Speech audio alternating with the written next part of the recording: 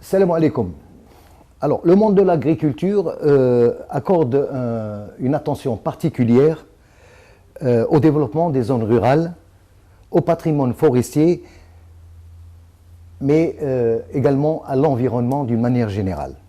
Le GGR, le groupe du génie rural, est en partie investi de cette mission et est un acteur indéniable dans d'autres missions relatives au processus de développement du monde rural. Alors, l'émission Sans détour reçoit aujourd'hui M. Achouri Kamel, qui est le PDG de cette entreprise, qui a bien voulu nous donner quelques éclaircissements à propos des missions dont il est investi, dont le GGR est investi. Bonjour, M. Achouri. Bonjour. Alors, pourriez-vous nous faire une brève présentation du GGR? Parfait. Dans un premier temps, je vous remercie pour l'intérêt que vous portez à notre groupe GGR. Donc, le groupe Génie Rural, c'est un groupe sous tutelle du ministère de l'Agriculture et du Développement Rural, qui détient à son actif 13 filiales. Dans 8 filiales, c'est des filiales de réalisation de travaux, et le reste, c'est des filiales de transformation, que ce soit de bois, du liège et des polystyrènes. Donc le GGR est présent à travers les 48 wilayas. Et le GGR est dans 10 000 postes de travail. Donc on a 10 000 travailleurs au sein du GGR qui sont répartis à l'échelle nationale et qui sont investis pour la réalisation de l'ensemble des programmes de développement relatifs au reboisement, aux travaux agroforestiers d'une manière générale. D'accord. Quand vous parlez de produits forestiers, il y a aussi la valorisation de ces produits forestiers. Absolument. Voilà. Donc, si on parle de valorisation de produits, donc il y a les travaux forestiers proprement dits, donc tout ce qui est reboisement, pistes agricoles, pistes forestières, extension des zones, extension et tout. Et de l'autre côté, on a tout ce qui est valorisation et exploitation des produits forestiers, notamment le bois et le liège. Parce que le bois, on peut dire une filiale là, qui est dédié à la réalisation, à l'exploitation et la valorisation et la réalisation de tout ce qui est chalet en bois, tout ce qui est produit en bois, idem pour le liège. Même pour le liège, on a des filiales qui sont chargées de la transformation du produit ligneux, notamment le liège, qui est dédié même à l'exportation. Alors, je profite de cette occasion et je suis même tenté de vous poser une question, à savoir si réellement est-ce que c'est vrai, donc nous avons un petit peu rendu public une information concernant des contrats que vous avez passés lors de la participation du GGR dans une foire internationale. Effectivement, pour sa première participation lors de la foire internationale de Paris, le GGR a pu conclure 4 contrats avec des partenaires privés, même un Algérien. Mais bon, malheureusement, avec le contexte actuel, le contexte planétaire par le Covid, oui, donc on n'a pas pu concrétiser effectivement, réellement notre marché, mais les contrats sont toujours d'actualité. D'accord, il y a l'accord de principe des deux parties. Il y a un mémorandum même qui a été signé sur place la Foire internationale de Paris. Oui. Donc on attend que les conditions soient réunies pour mettre en œuvre, pour mettre... concrétiser le partenariat. Très bien. Alors, en votre qualité d'intervenant, pour ne pas dire un acteur indéniable dans le processus qui est enclenché par le ministère de l'Agriculture, pourriez-vous justement nous faire un petit bilan succinct, ne serait-ce, de vos activités? Parfait. En matière de bilan, si on prend les 5 dernières années, l'intervention du GGR a été sur les 1400 communes à l'échelle nationale, 3500 localités. Pour ne citer que les pistes, le GGR a pu réaliser plus de 24 000 km de pistes agricoles et forestières durant les 5 dernières années. Plus de 100 000 hectares de reboisement et à peu près la même superficie en matière de plantation fruitière. Donc ça dénote que le GGR est un acteur incontournable en matière de développement rural. Très bien. Et agricole. Vous créez des richesses. La création de l'emploi, juste titre, pendant les 5 dernières années, il y a une création de plus de 350 000 emplois directs et indirects. Donc c'est pour montrer le rôle important du GGR, surtout en matière de réalisation et sa présence dans le monde rural. Alors, donc on peut dire que vous êtes un petit peu un acteur aussi dans le maintien des populations et dans la création d'une chaîne, ou si on veut dire d'un environnement industriel dans les zones.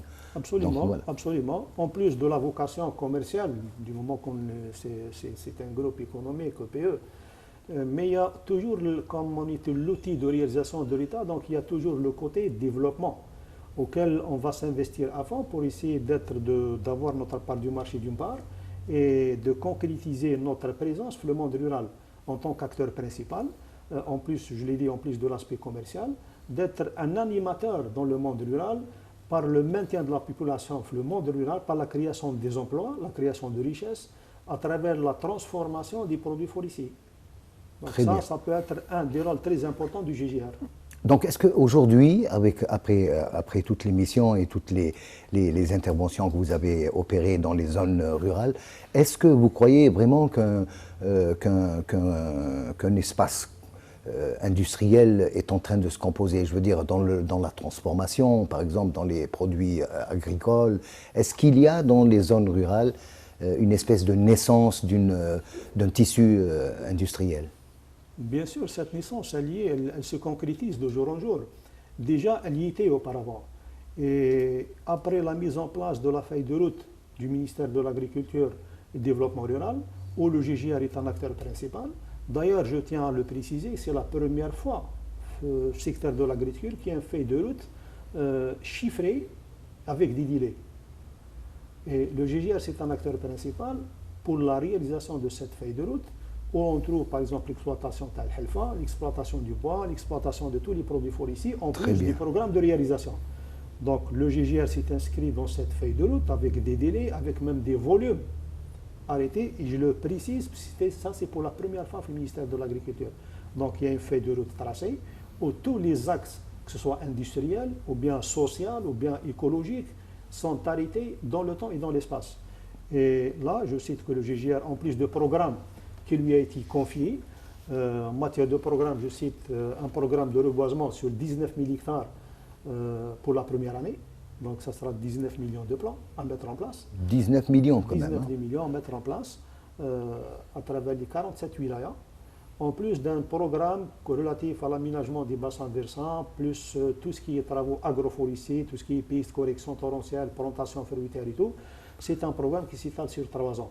Donc en plus de ça, il y a plusieurs axes où le GGR va s'atteler à mettre en œuvre les axes.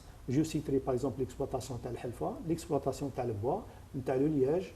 Il y a une nouveauté, le GGR vient de se lancer à peine, ça fait plus d'une année en matière de culture de safran. Très bien, très bien. Donc le safran, je dirais que le début de la culture de safran a été le Warjiar Zakar, la pépinière de Eloui à Bura. Tout à fait. Actuellement, il est à travers pas moins de 10 pépinières au niveau du GGR. Donc même la culture de safran, elle est en train de prendre de l'ampleur et on va essayer, d'avoir notre part du marché par rapport à ce produit. Allez, je vais risquer quand même une petite question. Il y a une richesse que recèle l'Algérie qui est les truffes. Est-ce que le GGR n'a pas lorgné de ce côté-ci? Est-ce que ce n'est pas une source financière quand même assez... Pour le moment, on n'est pas à l'ordre du jour en matière de plan d'action du GGR parce que même si c'est vrai, on peut parler de diversification, oui. On essaye de se limiter par rapport, en fonction du contexte, des activités, des missions du GGR, notamment la mise en valeur, les travaux agroforestiers, le développement des pépinières et tout. D'accord. Et en matière de mise en valeur, où en est-on aujourd'hui?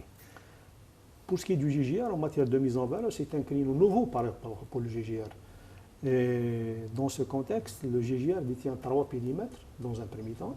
Oui. Je citerai le périmètre de Khenchla, qui est opérationnel. Et cette année, le GGR a participé en matière de culture, des cultures qui intéressent le ministère de l'Agriculture, en plus des céréales. Un périmètre à Batna qui est dédié à l'olivier, oui. qui vient d'être lancé. On vient tout récemment d'acquérir un périmètre au niveau de la wilaya de Gelfa, un périmètre de 600 hectares qu'on va dédier à la plantation heuristique. Et je dirais que la plantation heuristique, c'est l'un des axes importants pour lequel le ministère de l'Agriculture s'est engagé avec les pouvoirs publics pour mettre en place un grand programme en matière d'arboriculture rustique. Ben, justement, en parlant d'arbres de rustique, on parle aussi d'une idée de relancer des plantations de pistachiers, les amandes. Effectivement, Oui, effectivement. Donc, en matière de programme d'arboriculture rustique, il y a l'amandier, il y a le noyer, il y a le pistachier. très bien. Et là, c'est des espèces on est en train de faire développer au niveau de nos pépinières pour avoir des plants qui répondent aux normes pour être présents en matière de réalisation de programmes d'arboriculture rustique d'ici 2 à 3 ans et plus. Alors, pour concrétiser ces projets, je présume qu'il y a aussi des expertises à faire sur les sols. Absolument, absolument. Bon, pour ce qui est des pépinières du GGR, on a des conventions avec des institutions spécialisées. Je citerai l'INRF, L'INRF, oui. l'ITAF. Et on a même des conventions avec des universités. La semaine prochaine, on va concrétiser une convention avec le NAS, l'École nationale de l'agriculture, l'INA, pour le suivi des plans et notamment y compris les plans, la production de plants rustiques au niveau de nos pépinières. Donc en matière d'expertise, le GGR essaye d'aller vers l'innovation et la perfection, enfin la performance surtout en matière de production de plants. Ajouté à cela, le GGR c'est l'un des premiers groupes industriels qui s'est inscrit pour la création d'unités de recherche au sein de notre groupe pour essayer d'accompagner l'ensemble de nos programmes, y compris la production de plants. Très bien. Alors, quelles sont alors vos perspectives actuellement? Je suppose que vous avez quelque part des objectifs que vous voulez vraiment atteindre. Quelles sont ces perspectives? Bon, les perspectives du GGR sont, on va essayer de citer quelques perspectives d'une manière très modeste. Bon, en plus de la réalisation de notre programme du reboisement ou d'aménagement des bassins versants, on est en train de mettre en place un système d'information qui va nous permettre une gestion en temps réel, d'avoir l'information en temps réel, qui va nous aider à prendre des décisions en temps réel pour essayer d'être dans les délais et d'être très performant. Ça, c'est en matière de gestion. Je viens de le citer aussi, le GGR attend l'agrément de son unité de recherche qui va être installée par Inch'Allah incessamment, où il y aura l'intégration de spécialistes.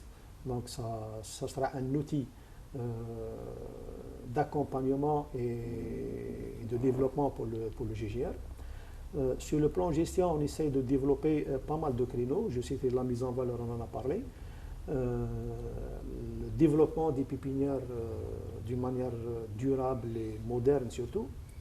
En matière d'exploitation de bois, on envisage un partenariat avec des étrangers pour le transfert technologique, le transfert de savoir-faire. Inch'Allah, on va essayer de développer avec nous, y compris le liège aussi. Voilà, d'une manière globale et générale, les perspectives du GGR. Alors, devant le caprice que fait le ciel vis-à-vis en matière de pluviométrie, est-ce que le GGR a pris en considération cette question qui est l'irrigation, l'arrosage, l'eau? Absolument. Pour ce qui est des réalisations du GGR, la condition sine qua non, c'est d'accompagner la production, la plantation, les reboisements par des arrosages d'appoint. Très bien. C'est vrai que c'est coûteux, mais on essaie de suivre l'actualité et on a contacté des opérateurs. Je viens de citer tout à l'heure, y compris l'École nationale de l'agriculture, pour avoir des techniques qui vont nous permettre d'économiser l'eau et de permettre à la plante de se reproduire, de se développer dans des conditions normales. Donc le facteur limitant, comme tout le monde le sait en Algérie, c'est l'eau. Donc le GGR, on est en train de chercher quel est le meilleur moyen, à travers des partenariats ou à travers des recherches, d'avoir quel est le meilleur moyen de réussir le reboisement et d'avoir une quantité suffisante et de manière économique aussi pour la production et le développement de nos plants. Très bien. Alors, pour l'irrigation, on parle d'irrigation, est-ce que le GGR compte œuvrer dans la méthode classique, c'est-à-dire les énergies, je parle d'énergie. Est-ce que le GGR est regardant en direction des énergies renouvelables, les énergies propres, l'énergie solaire, les éoliennes, en matière de pompage d'eau, tout ça? En tant qu'entreprise de réalisation, là, on est tributaire des cahiers de charges, c'est-à-dire des exigences du client. Oui. Mais en parallèle, par rapport relativement à nos produits, on est obligé d'aller vers des énergies. Bon, je citerai à titre d'exemple, au niveau de la filiale ORES, il y a une convention avec l'Université de Batna, Très bien. dans le cadre de la construction des chalets avec les énergies renouvelables, avec l'énergie solaire. Très bien. C'est pour essayer d'économiser et d'avoir des gains en matière d'énergie.